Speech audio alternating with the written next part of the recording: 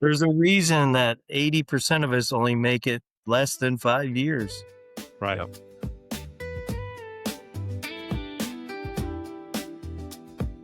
All right, what's going on, everyone? Welcome back to the Fitz and Franson Show. I'm Fitz. Yep. And I'm Franson. And this is a show where we talk about leadership, business growth, and what it actually takes to build something that lasts. Without lying to yourself along the way. And today we have one of those guests that when we tell you the story, you're going to feel like you might be playing a slightly different ball game. And I mean that more as a compliment to him and not so much as an insult to the listeners out there.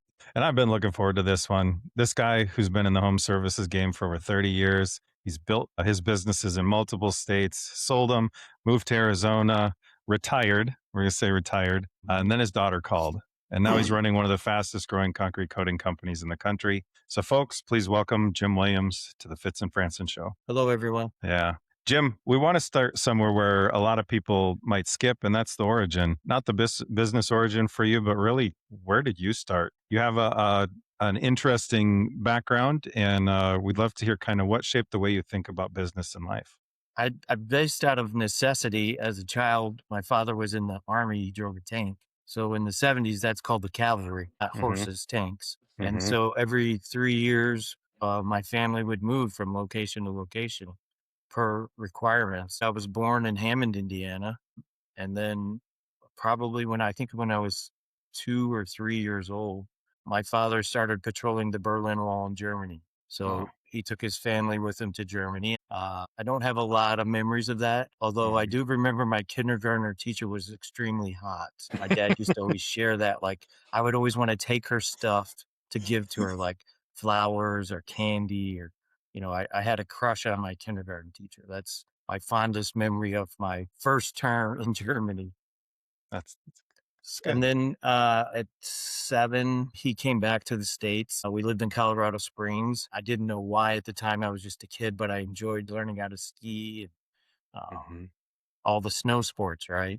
So that was enjoyable. I went to Pikes Peak Elementary School, and he was actually training future tank drivers. I guess I don't know what the term is, but he was doing OJT for people to learn how to drive tanks. And then he took the guys, his last class, with them, and we went back to Germany for 3 more years. So all of my elementary years were in military schools. 6 of those were in Germany. Big advantage for me, just seeing the culture, right? So German culture is very, very disciplined, very organized, also very proud. They've got a bit of a chip on their shoulder because obviously history doesn't reflect beautifully upon them as it does most countries. So they really strive to reach out and show their genuine fondness and friendliness to foreigners. So that was always like a big warm hug. I remember that whenever we would go what was called off base into the economy, which was basically just hanging out with Germans. It was just like, it was like getting welcomed to a village, and you were some kind of royalty. It was enjoyable. But that constant moving, one of the disadvantages to it is, I don't have friends from elementary.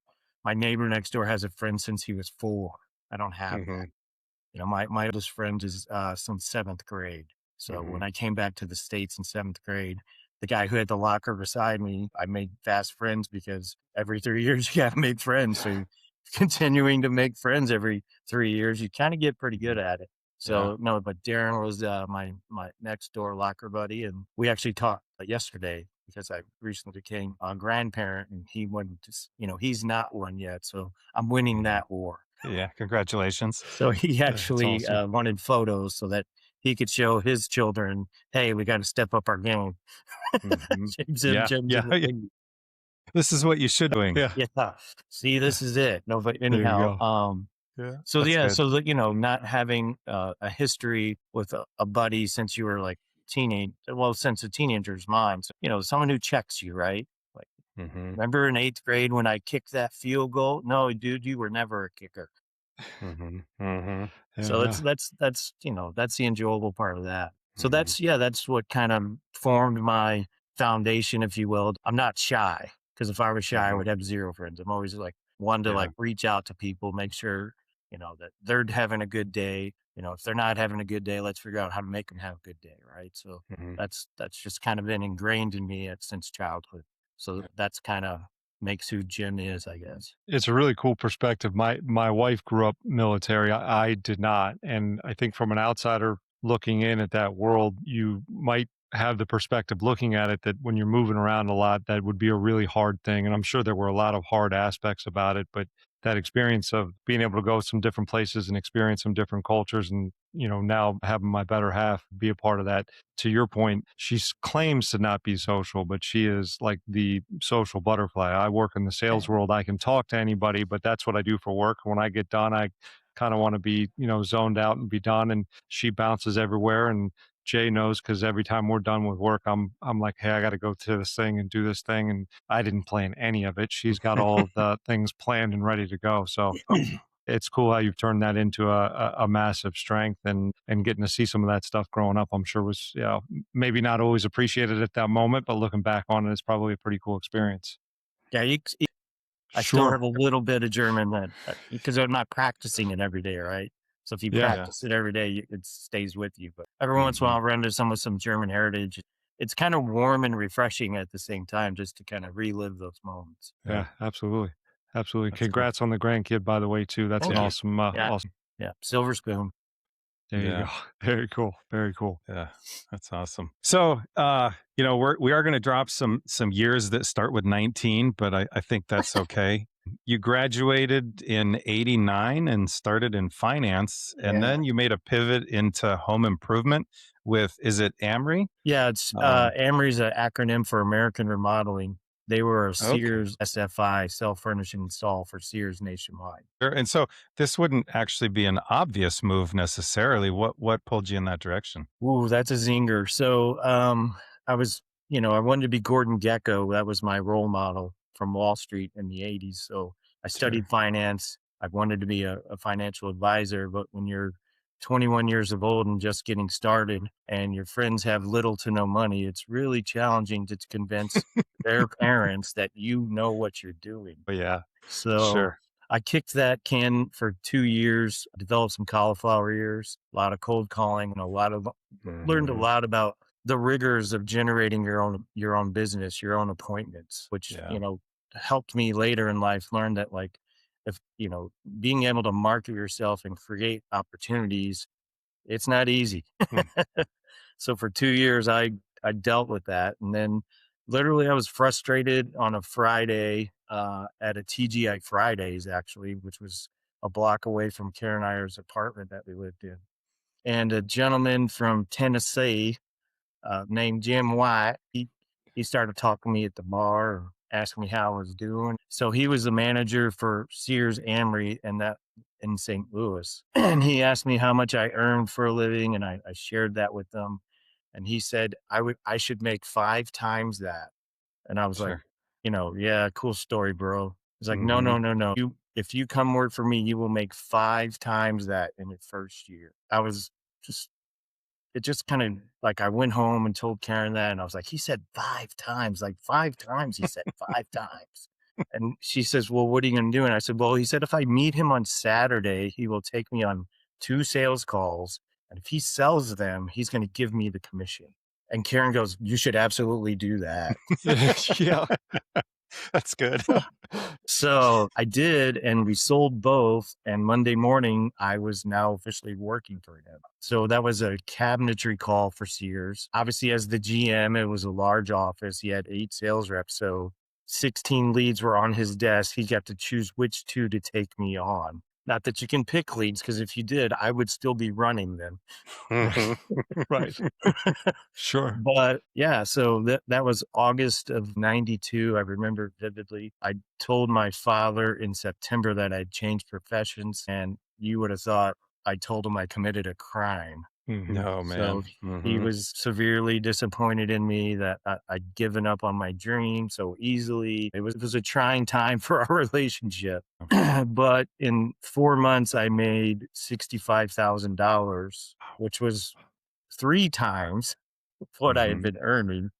And I Mhm. bought him a 55-inch rear projection Sony TV for Christmas. Nice. And all of a sudden, his interest level was like, so what? Talk to me about these cabinets. How does that work? How That's are you right. doing so well? So I basically didn't win him over. I bought him. There you go. Yeah. Yeah. That'll work. Yeah. That's So, really yeah, good. so I sold for Sears for like a year and a half. The next year, they don't give a national salesperson a year. There's 5 regions, but I won that. They actually gave me a gold Rolex, which was crazy for my Wow. age. Yeah, Mhm. 26 years old. And I wore it for a couple of months. It was awkward. It just Mhm. felt like, I was always trying to hide it. Or you definitely Mhm. couldn't wear it on a sales call. And Mhm. so I ended up buying a Mazda 626 at a car dealer. Took the watch in and I said, "Hey, I'm going to give you this watch and you give me the car." The Oh. salesman said, "We don't do that." I was like, "Okay, I'm going to go Mhm. to the next dealer." And Yeah. about an hour and a half after that first one, Lou Fuse was the car dealer in St. Louis. He called me on the phone and I met Lou and he took my watch and gave me a car key. Wow. No That's kidding. a good Pretty cool story. story. That's awesome. Yeah. Yeah. Yeah. So That's awesome. 2 years of Sears doing really well, making their trips. They asked me to go to Chicago and do some training. They had a turnover of their staff there and a large office, 25 reps. I spent 3 weeks in Chicago training them, got really close with the regional manager there, Joe Grover, and he asked me if I had any interest in moving into management after spending that time with them. Obviously, Mhm. absolutely upwardly mobile, correct? So Mhm. little did I know they had a hole in Buffalo, New York that they couldn't fill. And I was obviously young and naive enough to say, sure, I'll move there. Mhm. So, yeah, Karen and I picked up and we had plans to be married like 4 months after that move. And Karen and I decided that she didn't want to move to Buffalo without being married. She didn't want to move as my Mhm. girlfriend. Yeah. I felt at the time she was trying to stick it to me.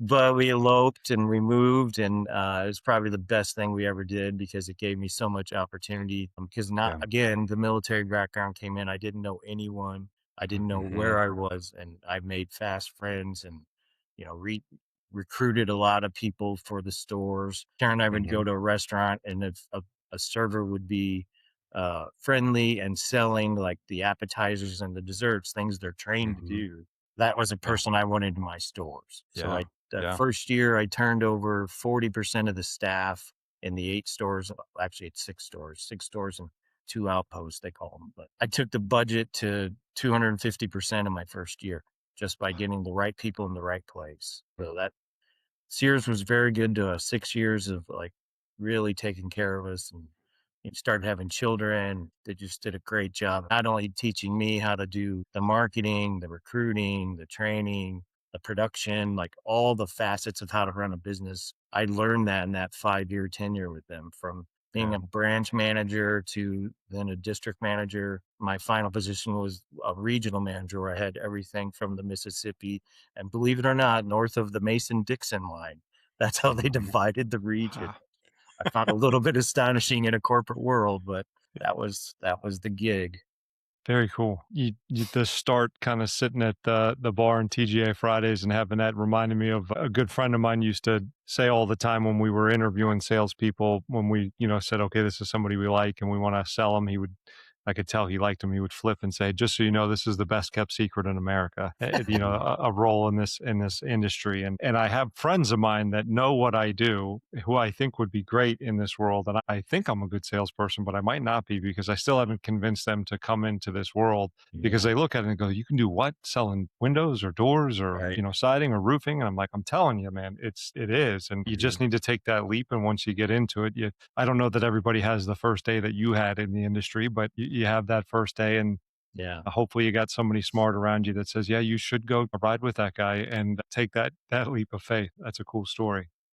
Thank you. Well, so from there, was it like a early 2000s and Rhino Shield was what you got into, correct? Sears actually, when I became a regional, we had, what did I have? 97. So we had a 2-year-old and an infant, Mhm. and I got the option of relocating anywhere within my territory. And our families are both from St. Louis, so it was a choice between Chicago or Indianapolis. And if you do the math doesn't math in Chicago Mhm. Mhm. between the taxes and the cost of the Sure. real estate. So we chose Indianapolis again, not knowing anything about that city. And it's the smartest choice. Life's about choices. Like, best Yeah. choice is your wife. next choice is where you live, in my opinion. And just a Mhm. great, great city. We've enjoyed it thoroughly, raised our children here. I couldn't be happier with that choice that we made at that time. But 6 weeks into it, Sears went belly up.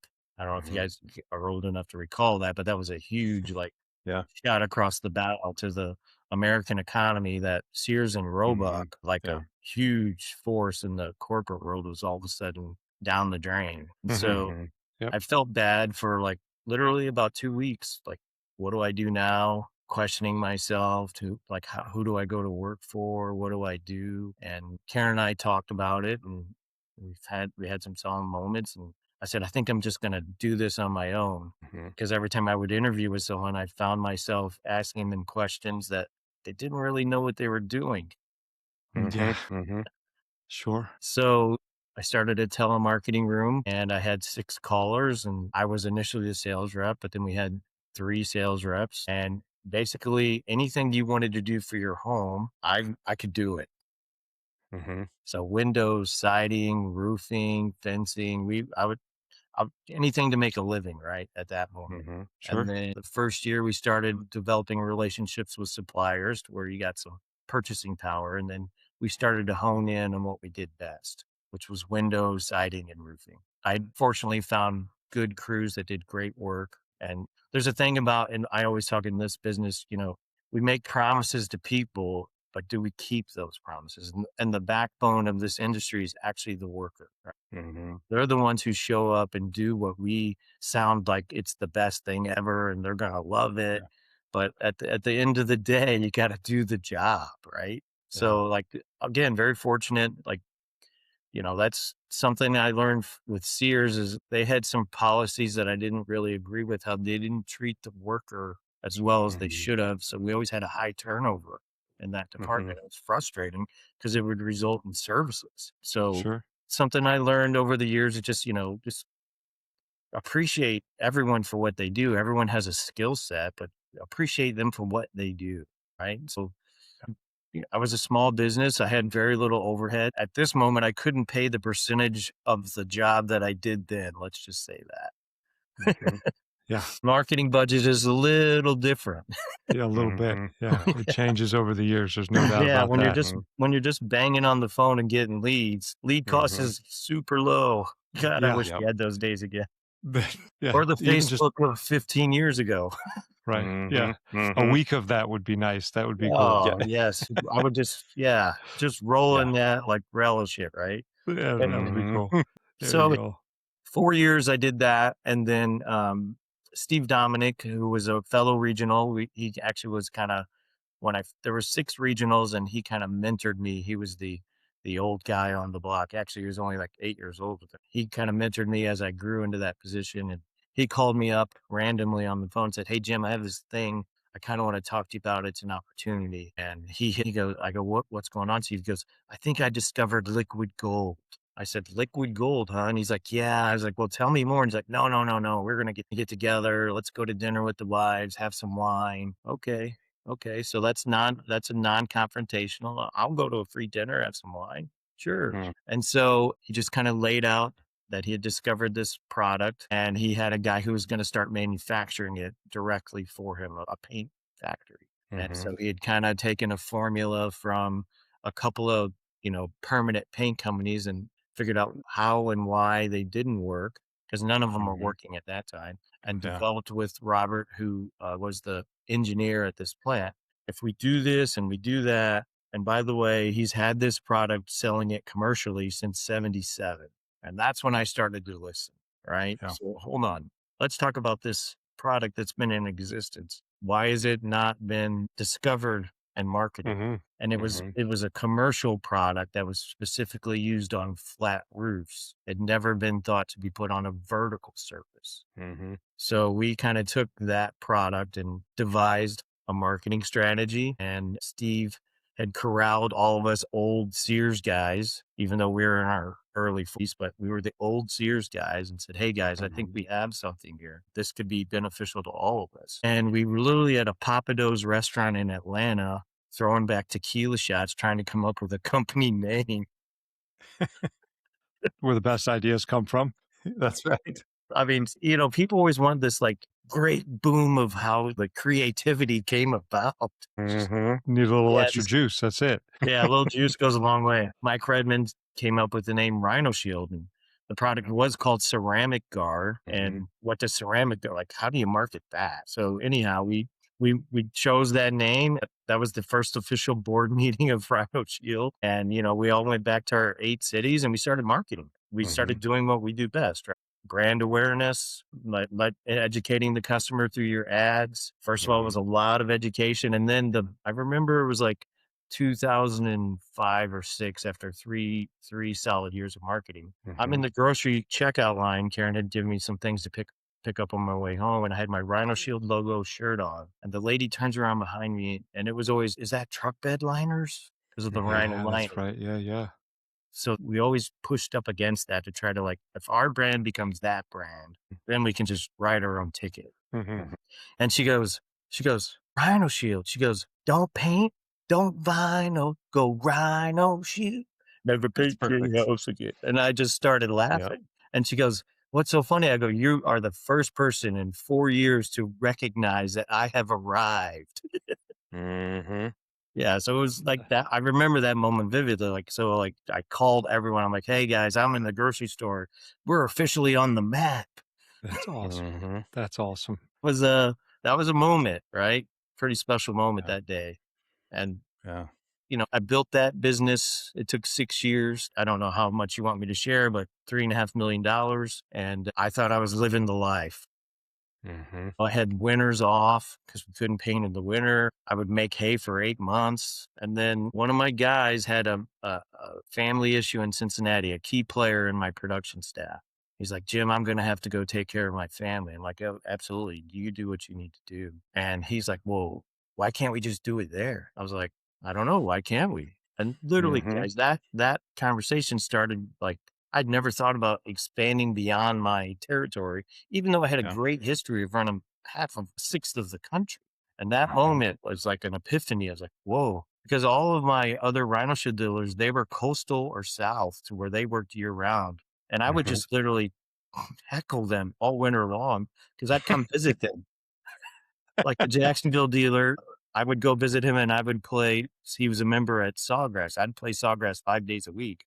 I mean, his membership. Nice. He'd be out working. Yeah. And then I'd go visit the guy in Destin. I'd play Kelly Plantation. Or I'd go to New Orleans. I'd play TPC Louisiana. My golf game got really good over the winter. Yeah, I'm sure. I was staying at their house. It was fun. But so like Cincinnati came in '08. That led to Columbus in 10, Lexington and Louisville, which spawned off of Cincinnati in 12. I had an old Sears guy, Dan Hoey, reach out to me. He lived in Cleveland. I'm like, "Dude, why do I want to do business in Cleveland? That place is, Cleveland." He convinced me. And 2 years later, him and I did a joint venture. And that was my first partnership. And we opened up Pittsburgh. We were thriving. I was from 12 on, because of the multi locations. I've been the Rhino Shield Dealer of the Year, which is a volume based award. But if you have 6 locations, it's kind of tough to compete. So it's been a fun ride, a lot of great people, a lot of fun stories. And the interesting thing is when 19 came, one of my production managers in my original location, Indy, Ron Smith, who'd been with me 12 years, he had a family tragedy where he came into some money, and he's like, I want to start mine. I'm like, "You absolutely could start yours." He goes, "But I want to start it here." I'm like, "Yeah, that's going to be a problem."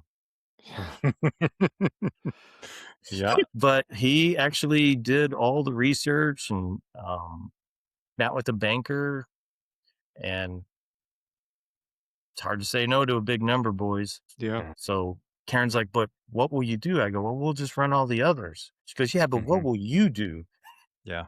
Yeah. I said, "Well, I'll just Golf in the winter. I'll travel to the others more frequently. I used to go like semi-annually. I'll just start going there quarterly. I'll be more involved in the other operations." And so that was the plan. And then winter came, and the other guys in the other offices, they wanted a piece of the action. How do I get to move up to the ownership? And so it's real easy. I can put you in touch with a banker. You'll have to work it out with him. And I gave them each a number that at our Christmas party. I gave them a little envelope and had a number. Mm-hmm. What's this number? I'm like, that's your number. Merry Christmas. Mm-hmm. Yep. So literally all of them within the next year were sold. Wow. So the banker, actually, I'm really good friends with him now, Mark Harville. He actually said at like about the third one, I had the right to increase the numbers Mm-hmm. because there was a pattern established to the bank where they would loan, the LTV was now higher. If I'm anything, I'm loyal and honorable. I'm like, no, those people helped Yep. me grow that business. Yep. That is theirs if they have the ability to put it together. Mm-hmm. That's cool. Yeah. So in a year and a half, I was retired. Excellent. Not bad. Not bad. Yeah, 52 years of age, and like this is the dream, right? Yeah. Mm-hmm. And then so we bought a home in Scottsdale at a really nice golf club, and I was just gonna golf. That'd be my job. Mm-hmm. Take care out, do a little traveling, and I did that for 3 months. That long. Wow. You Well, took it easy. I had pre-programmed my brain like winter was over. Right. Yeah. Mm-hmm. I'd done that for 16 years. Like, Mhm. okay, that was fun. Now I got to do something, right? I had to challenge myself because all the guys that I was golfing with were giving me advice on how to handle life in your 70s. Mm-hmm. I am so prepared as I age for all the ailments and all the little, Mm-hmm. tax loopholes and how to handle Ugh. Medicaid and Medicare and Social Security. I am well schooled in all those subjects. It's Very funny. cool. man. Very Yeah. cool. So, but they go to bed at 8:00. If you golf in the morning and you go to lunch, you have 2 beers with them and they got to go home and take a nap. Yes. Yeah. That's Yeah. funny. No. So, COVID hit in 20. But prior to that, Mhm. the Rhino Shield manufacturer was upset with me. Like I say Mhm. that mildly. Obviously, you don't want a guy who's cranking business for you to like hand it off to others. The others were doing well, and they've actually a couple of they kind of let me know that they've eclipsed me in terms of the best that market has ever done, and I'm so happy for them. Actually, that's awesome. I hope they all do, right? Because Yeah. I got paid. Mhm. But he said, Jim, I'd like you to consider running Arizona. So it went, there was a banter for a couple of weeks, and he made it almost impossible to say no from the Mhm. lucrative aspect of there was no fee up front and some really good pricing on product guaranteed for a length of time. Mhm. Okay. Yep. Yeah. So we started up Phoenix in March of 20. Mhm. Middle of COVID. Can't do that. Yeah. Yeah. Yeah. Can't do that. Scary time. Luckily, Arizona was a state that always stayed open. Like Mhm. Aaron and I, like, were sending photos to friends and family for St. Patrick's Day. We were in an Irish bar Mhm. with like Yeah. a lot of people very closely touching each Yep. other, unmasked, Yeah. Mhm. and it was a joyous celebration. Sure. That's how Arizona had to like wear the mask in, but once you're in, it was just some of the craziness of that era was just it's when you're Yeah. looking back on it, comical. It's Yeah. wild. It's wild to remember it for sure. But that business boomed right out of the chute, like Mhm. phenomenal. Like 6 million. Next year we did 9, but next year we did 12. It was Wow. one state was amassing nearly what 8 locations in the Midwest would do. It's the Mhm. perfect market for an external product where the ceramics that are infused into the paint reflect the heat. So it keeps Mhm. your house cooler while at the same time waterproofing the stucco. Stucco's notorious for it's a sponge, right? Like your kitchen Mhm. sink. It absorbs in the water and then it evaporates, absorbs, evaporates. What's that sponge like in 30 days? Hard as a Mhm. rock. That's what, and then your stucco cracks. Then the repair is huge, wall to wall, right? So perfect product, perfect scenario. God smiled on Jim again. Yep. But in the meantime, we're like coming back to visit our children. My daughter was doing really well with a company called Tom James selling custom clothing. And she had acquired some clients that were like the WNBA. These beautiful ladies, where do they buy clothes when you're 6'1" lady? Like, you don't go to Nordstrom's. Mhm. Don't Yep. go to Macy's. Like like custom clothing is really their only option, or wear men's clothes, right? Mhm. So she did really well with that, and the notoriety of it. She was like rookie of the year for her region. So as a parent, of course she was. Yeah. Yeah. It's in Yeah. the genes. Oh. But COVID hit, and you're no longer to visit person. So how Mhm. does that affect her business? Poof, Yeah. Gone, yeah. right? So she's 23 years of age, and we're having a discussion about what her next move is in the middle of COVID. She sees Rhino Shield starting to start and do really well instantly. And she's like, Dad, why don't we just do that here? Well, babe, there's already one here, Mhm. and I have a non compete. Mhm. So, and she said, "Well, what else can we do?" And I'm like, "Well, why don't you figure it out?" I kind of put the ball back in her court, honestly, because I didn't have an answer. Mhm. I didn't, and I felt as a parent, you always want to be able to provide that answer or that solution. I That was uncharted waters. Sure. Mhm. And to her credit, about a month and a half later, she thought of the flooring business, garage floors. Mhm. And initially, it's a small ticket. Yeah. Yeah. Yep. Yeah. I like let's do something like 15 to 25 range. Mhm. She's like, "No, Dad, this is gonna be," and she was persistent. Mhm. And then she did the research on the manufacturers, and that's when I knew she was serious. Mhm. She's and then at Christmas of 20, well, actually it was Thanksgiving of 20, she had her proposal together. Mhm. So she's like, Dad, this is going to be the brand. This is the catchphrase. Like, she thought of the Galaxy name. She thought of Cool. take your concrete out of this world. She had Mhm. like three manufacturers. Dad, that's not mine. Just you talk to them. And then Mhm. we started December 1st. Mhm. She was the sales rep. She was taking in the Facebook calls. She was overwhelmed, actually, in Mhm. hindsight. I'm Mhm. sure. But it was the best education for her. This is what it takes. Like, that's one of the people always like, "Oh, you're a business owner. It's so easy." No. No. Yeah. Then try There's it. a reason that 80% of us only make it less than 5 years. Right. Yep. It's called commitment. It's called Yep. misery. It's Yep. called you have to have a huge self-belief because no Yep. one else Yep. is gonna believe in you. You have to be Yeah. your number one fan, but also you have to be willing to do what others won't. It's Mhm. just that simple. Like, other people are like, "No, I'll just get a job." Okay. Mhm. Meanwhile, I'm gonna, burn the candle at both ends, determine a way to win.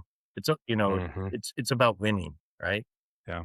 That's Yeah. running your own business is about you personally winning that yes, you can do it. And you Mhm. can. You just have to be determined, and you have to have a good Yep. game plan, and you have to stay on it. You have to stay on it. Yeah. And Haley did. Absolutely. She was really good at sales. Her brother and I did the first 3 jobs, and then we decided, yeah, we need production staff. Mhm. Yeah. Mhm. Yeah. So coming out of retirement didn't include you Ooh, installing yeah. floors? Yeah, Yeah. the knees. That'll catch up to you quick. Oh, Yep. phew, the fr Yeah. and then, like, we didn't have the proper equipment. I snorted concrete for 4 days in a row. I couldn't get that stuff out of my system. It was Yeah. miserable.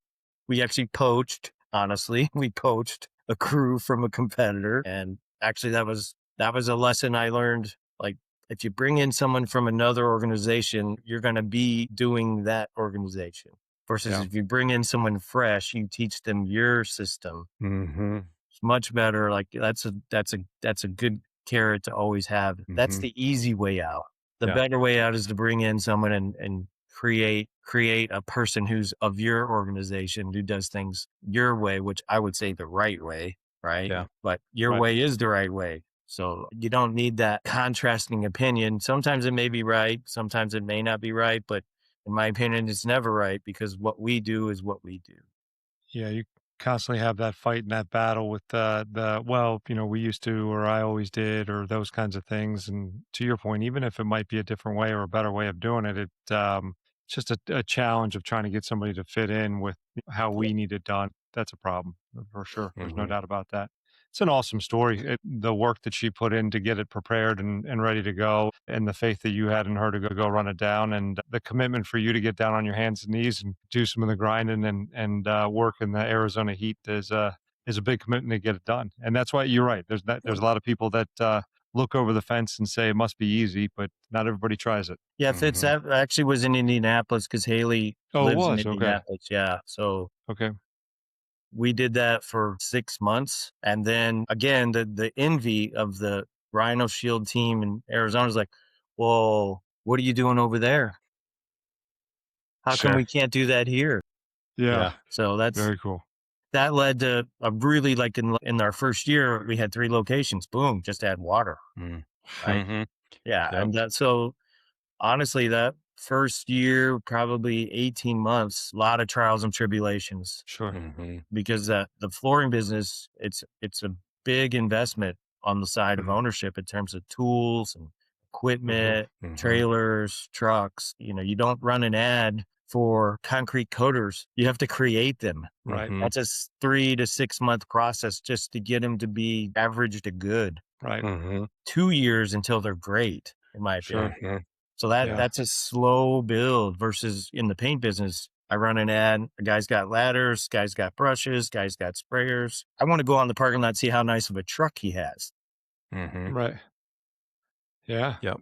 So much easier on the manpower. So that Mhm. was you kind of had to reinvent yourself to like start moving in a proper direction that would be beneficial to the business because it was a lot of 2 steps forward, 1 step back. Yeah. Yeah. Yeah.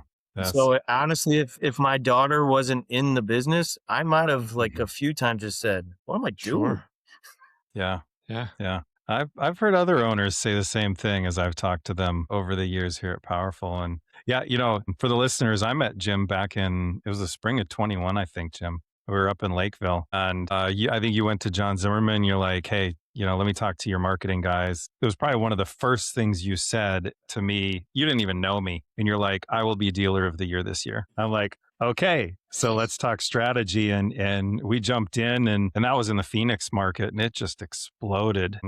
Reminisce about the good old days of Facebook, but you turn Facebook ads on in Phoenix, it is every single piece of the ground on people's property is concrete. And we just jumped in and dominated. And here we are a couple of years later, 5 locations. It's been explosive growth. What do you think has been? I mean, you kind of shared with the Rhino Shield, but in the coatings industry being different, what do you think has been maybe a secret to scaling this fast without quality falling apart? In what aspect of the business, like on the lead production or just overall? So Kind of like jumping into a new market. How do you drop into Denver? How do you drop into Tucson? How did you drop into these yeah. places and just say, here we are, look at us go? So first and foremost, the brand, right? So when I say Galaxy, Galaxy has no affiliation to what we actually do.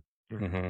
Like if you know what Galaxy is, then we're in the concrete coating business. Mm-hmm. So that was the beauty of Haley's thought because she had heard me like with the other brand, the Rhino Shield brand, we branded the product. And so I knew that to do this properly, that like I said, when I was in the grocery store with that lady at the checkout line, when she recognized who we were, that's when Mm-hmm. we became officially on. We were no longer truck bed liner. Mhm. Sure. So the same thing with this, like when I come into Denver, I'm Galaxy. Mm-hmm. Who's Galaxy? There's some questioning that creates interest. And then when they do the Mm-hmm. research, they're on the hook. Mm-hmm. Now they get a little taste and they Mm-hmm. want to know what we do, how much it is, how do we compare? That's something we do on the sales side. Salesmen are always looking for no objections, Mm-hmm. Sure. right?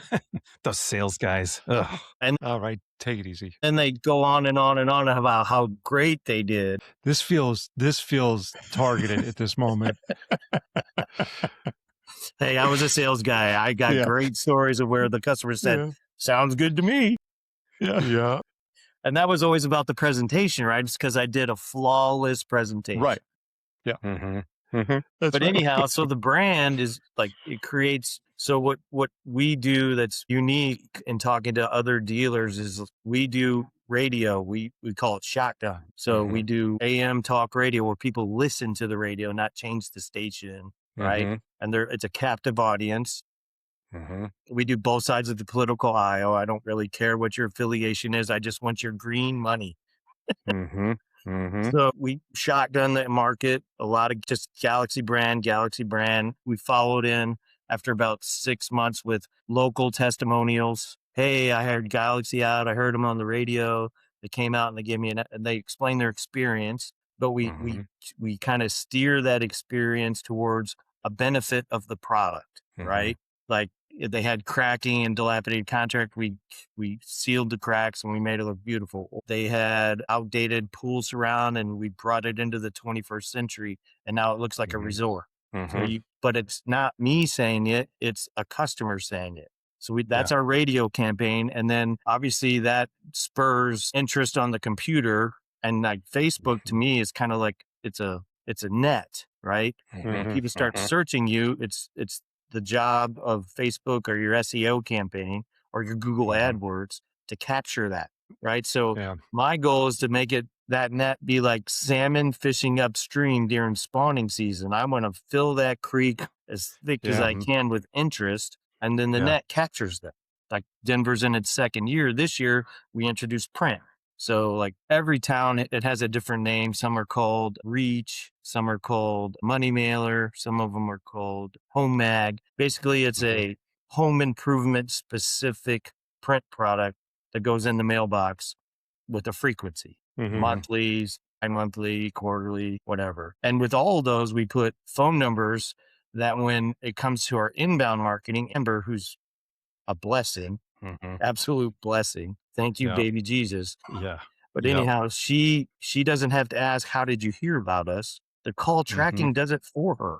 And so that way we can, at that point, it becomes math, right? How much did I spend for the lead? How many leads do I get? What were the sales percentages? What's the volume? And all those vary product to product. So you get some like radio high lead costs, but it's a 60% sale.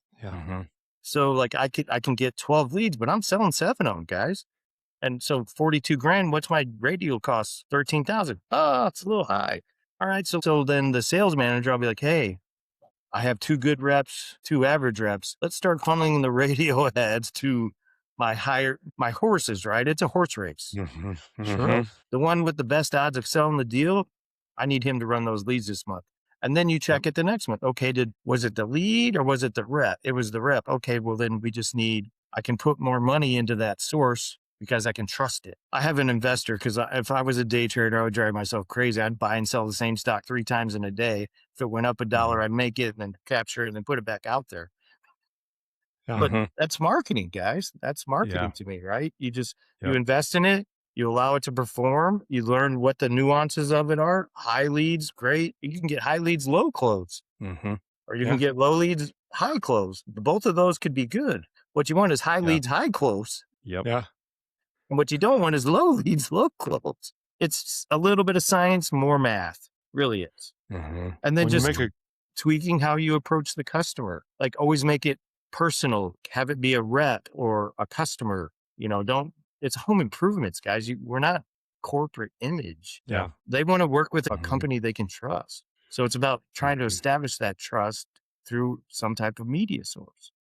I think you make a lot of really great points with that. I think the message of making it feel like it's them in the messaging, right? It's a homeowner, it's the people they're going to deal with, I think is a critical part of the messaging. But one of the things that I think is really important there that I know Jay and I talking to a lot of dealers in the pen tech world right now, watching the numbers constantly is critical to know kind of what is performing, not performing, but also understanding, you mentioned like radio might not be producing a ton of ads and it might be costing you a little bit, but if you're closing all of the ones you're getting, it's still good.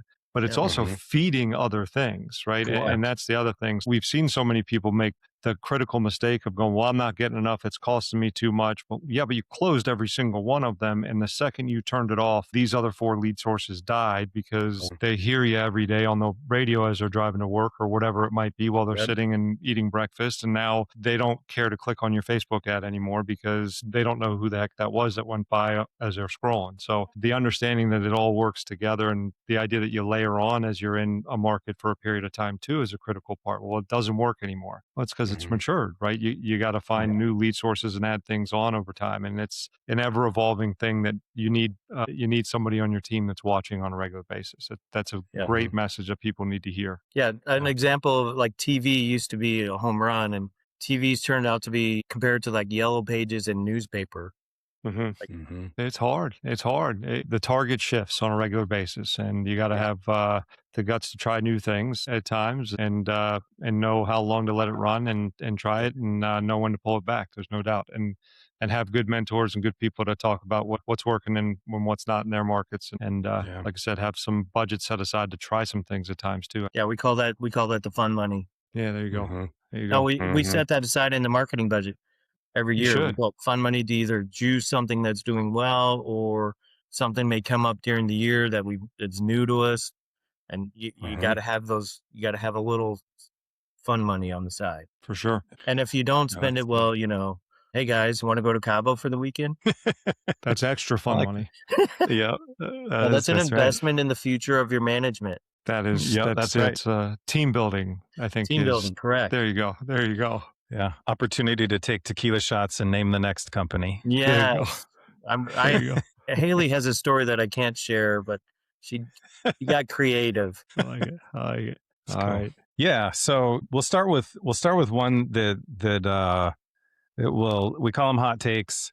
Yeah, the first one I want to ask you, give me your unfiltered response. And this is, I hear both sides of this, but working with family and business is a terrible idea. Hmm. What's your response to that? It's not the same. And Haley would attest to this well. We kind of tiptoed around each other, like walked on eggshells, where my approach is more direct and hands-on. My production staff will say that, every once in a while when Jim's upset, we know, because my tone goes up, the vulgarity increases. And, when it's your baby girl, you just can't do that. It's not, yeah. So, so there's that that interpersonal relationship. You're reinventing it, right? Mhm. Because you've gone from being the provider, the caretaker, the guidance counselor, to where, hey, we Yeah. gotta get stuff done, right? So fortunately for me, Haley kind of, as I mentioned earlier, she did things, right? Yeah. I didn't have to motivate her. It was just kind of, Mhm. she issue that it wasn't really an issue. It was just God love her effort. She would just do stuff on her own without consulting me occasionally. Mhm. And it Mhm. wouldn't have been a choice I would have made. Mhm. And so it was just kind of like, in a way, you don't want to really hold them back. You want to let them run, right? Let her run. Because Yeah. like, she's taught me stuff, especially on the marketing side. Mhm. Pets and print ads, for an example, huge response. I'm like, why are we putting this dog on the floor? She's like, Dad, Mhm. it'll work. Okay, we'll Mhm. try it. Mm. Boom. Yeah. Yeah, great Yep. idea.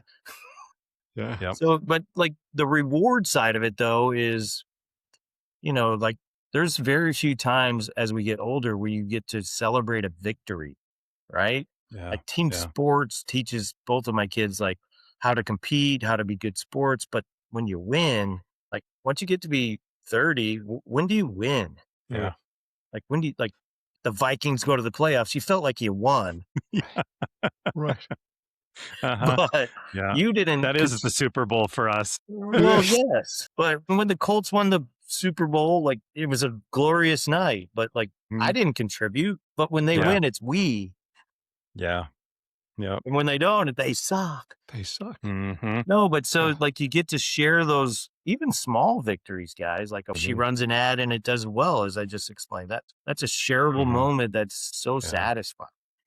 Sure. Like family can be a struggle. Family can also be fantastic. So, Sure. it's risk reward. It's not the same as a regular employee employer relationship because they're your Mhm. family, for crying out Yeah. loud. And she will Sure. tell Yeah. you, like, there's been times where she will approach me in a manner that no employee would ever approach me. Mhm. Oh, Mhm. sure. And Yeah. that's initially, that was new to me. So honestly, Mhm. I didn't react as well as I should have. But I've learned Mhm. over the 5 years where we don't have those speed bumps on the proverbial road, right? I would encourage it. If it fails, okay, well, then you still go back to being family. Sure. Yeah. But like the gain far exceeds the risk. Like, so I would Mhm. absolutely encourage. Yeah. That's Well, and cool. I think what you touched on at the very beginning is you have to essentially reinvent the relationship. Right. And I think that's probably where people that say never work with family get it wrong is they thought that what they were doing just as family around the dinner table would somehow translate into building a business. And yeah, you're right. Reinvent it. Hey, this is what we're here to do. We're here to win. So that's what Yeah. our conversations are going to be around. That's great. All right, Jim, here's another one for you. So, one we've asked of other guests on the show, and it's a common phrase. You have to spend money to make money. Where do you stand on that? Absolutely, 100%.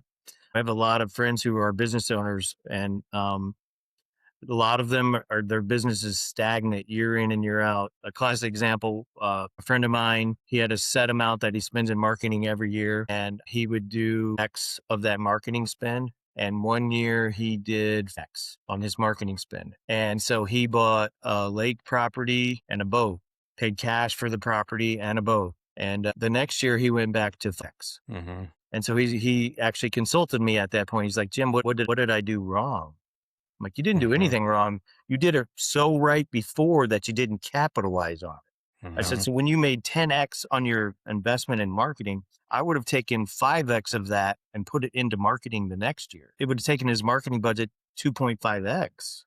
I mean, I Right. don't, if you want me to use numbers, I will. Numbers are numbers, Yeah. right? So Sure. like he did, if he'd invested that back into his marketing and grew his business, he thought just, if I just keep spending this on marketing, I'll keep hitting this number. No, that's not how it works. You got to reinvest. Like when you Sure. collect your profit at the end of the year, hopefully it's enough to support yourself. Mm-hmm. But then of the surplus, like you got to do things like tithe and like reinvest in your business and give to charity. You can't be a hoarder and just take it for personal consumption because Right. then you're hoping you hit a home run, right? Mm-hmm. You're not going to hit a home run every time. No. Yeah. Yeah. In fact, there's like 7 out of 10 you're going to ground out to the shortstop. Right. Mm-hmm. Yeah. And you're pretty good at that rate too. Yeah.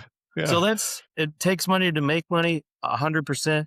Can you influence that a little? Yeah. That's what we call self-gens. Self-gens is like how you magnify that, but you still have to invest 100%. Yeah. If you do better, spend more. Take a little I- cream off the top of it, but still reinvest it. I think it's really well said, and it's a good story, good example. Unfortunately, there's too many stories like that. I think there's also a lot of probably newer business owners that got into it because they're good at doing the thing that they're doing, and maybe not great at running a business, and they don't spend enough time understanding that part of it, right? Understanding or working on the business side of it, understanding the numbers, and or reaching out to people to get coached on that side of it as well too. And you can't lose sight of what you do for the person you're doing it for. You got to always be really good at that, but understanding that and having conversations like this are really, really critical to growing and taking care of the people that signed up to help you build the dream. Because the second you take off too much, like you said, of that cream off the top, and you do ground out to the shortstop,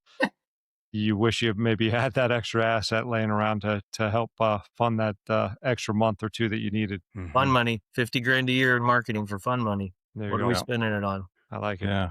Last hot take, kind of an interesting one for us, is most home improvement contractors struggle with marketing, and they deserve to struggle. True or false? That's not true. That's so bad.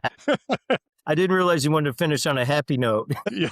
No, I mean, to Fitz's point earlier, like most, I would say, like I'm not a skilled craftsman. I learned the business side, the sales side. I came from the sales side.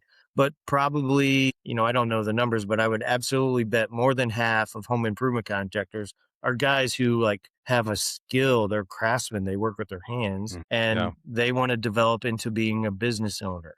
Those two things aren't even close to the same, guys. They're not, Right. right? Like, so they don't deserve that. But, how do you learn it? That's the real question of your question. Like, how does that person who deserves to be successful, they have to educate themselves and they have to, fake it till you make it, hang out with people who are successful and ask questions. Like when we have these meetings of the minds, like Haley noticed the first one, she's like, Dad, I don't want to go to these anymore. Everyone's always on you. They're always asking me questions. They want to buy you a drink, blah, blah, blah. I'm like, hey, I like drinks. But it's about like those guys, like I can learn from them the best method in a certain situation to get 100% probable success on an application, right? But they don't know, like we've already talked about, how to like generate brand awareness because they look at that as a loss. I've had guys, I talked to them about how I do radio and I talked to them about how we use our customers and they'll run a campaign for 3 months and said it didn't work. I canceled it. It wasn't set up to be ROI year one. It was set up to create, as we talked about, help the gatherers, Mm-hmm. help the Yeah. Yeah. gathering part of the marketing part, create Yeah. awareness. It's just not a fair question. Yeah. Yeah. That's why it's a hot take, right? Yeah, there you go.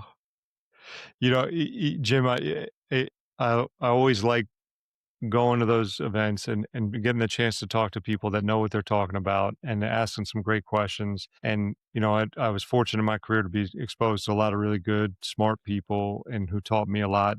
And at a certain point, got to a spot where I started getting asked questions and I got asked the same thing. Don't you get tired of being bombarded and that kind of thing? And one of the things I always appreciated was when I was getting asked those questions, sometimes I get reminded of some of the things that like, oh, you know what? We're not Yeah. doing that anymore. We need to start doing. I forgot that we're not Oh doing that, yeah. right? So It's there's like the the tweed advantage of it. jacket in the back of the closet that's now back in style. That's it. You can Mm-hmm. dust it off and go like, hey, Right. I'm ready to go. Right. Yeah, exactly, for sure. So that's good stuff, man. I appreciate the insight for sure. That's good. Well, we've been talking for a while. I appreciate you joining us. Honestly, this is a master class and Mm. many things Wow. business in our world and marketing and sales and just an awesome story in your background. Any parting words that you would give those that do tune in and look for nuggets and growth and opportunity in our world? It's a learned experience, right? We all go through life, and as we do, we learn things. And so I've been fortunate, I've been blessed, but like along the way, you just have to be aware, like so you can learn. Like when I was first starting out, like I mentioned, Steve Dominic, he was my mentor at Sears. Like I leaned on him like my first 3 months of that role, like asking a Mm-hmm. lot of questions. How do I do this? How do I do that? And so, Mhm. you gotta in today's society, unfortunately, everyone instant gratification, right? Well, Yeah, that's not a Mm-hmm. thing in reality. It's just not. So, anything worth accomplishing takes time. sure. So be Yeah. patient with yourself. Find someone that is doing what you want to do or is where you want to be, and ask. Say, hey, like I have guys come to Arizona all the time on both products. Can I come and with like Kai and who you guys know? I think you Mm-hmm. do, right? Mm-hmm. Kai came and Yeah. visited, and it was a win-win because we were just starting that financing program. Mhm. I Mm-hmm. hate finance. Mm-hmm. So I was like, "Hey, Kai, you're doing really well at it. How would like in the middle of November you like to come to Arizona? Yep. Yep. I'll pick up your airfare in a hotel. You're on me, brother." But that Yeah. week, Mm-hmm. everyone learned from Kai. He was so good, so generous with his time, and he did a Yep. Mm-hmm. terrific job uplifting my sales team from a Yeah. perspective that they understood. Like he made it Mhm. applicable. Yeah. Huge benefit to me. Kai's Mm-hmm. like, "Hey, the next year he's like, do you need me to come out again?" Yeah. Yeah. Like, That's "No, cool. brother, I'm good." Yeah. There Yep. you go. Yep. No, Very but cool. Yeah. the the answer to your question is, don't be proud, be humble, Mm. ask. Yeah. Find a person in today's society, find someone Mm-hmm. who who's doing what you want to do.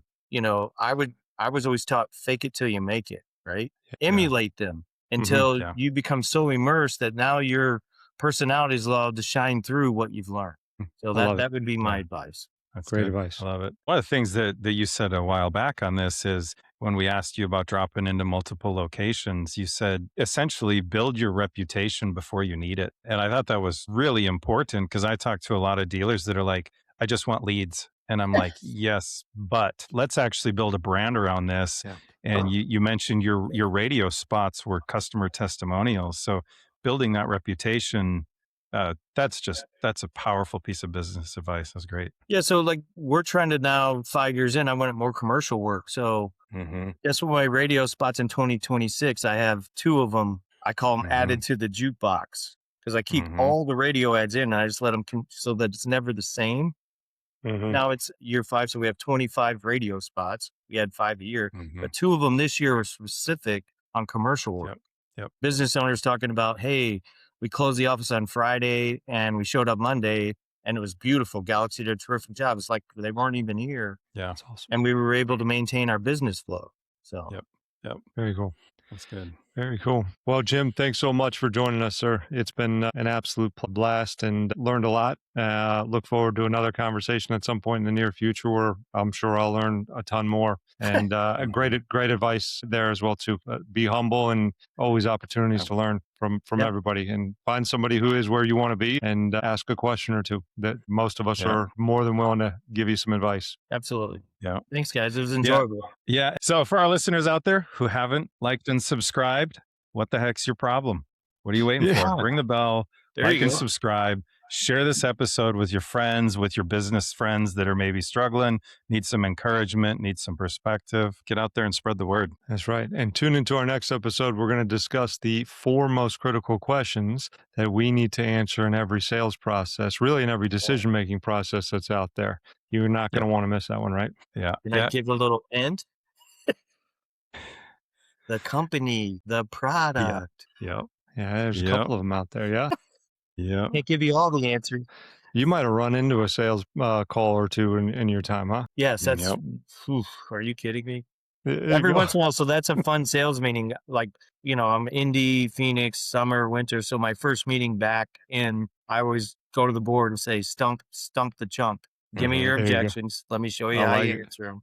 We do it I stuff. like it. So like they throw frisbees at them. I'm a Labrador. I retrieve them and I return them to them with the right answer. I love That's it. great. I love That's it. great. Yeah. I love it. So Fitz, always a pleasure. Jim, thanks for being on the show. Until next time. All right, guys, take care. We'll see you guys. Happy hunting, everybody.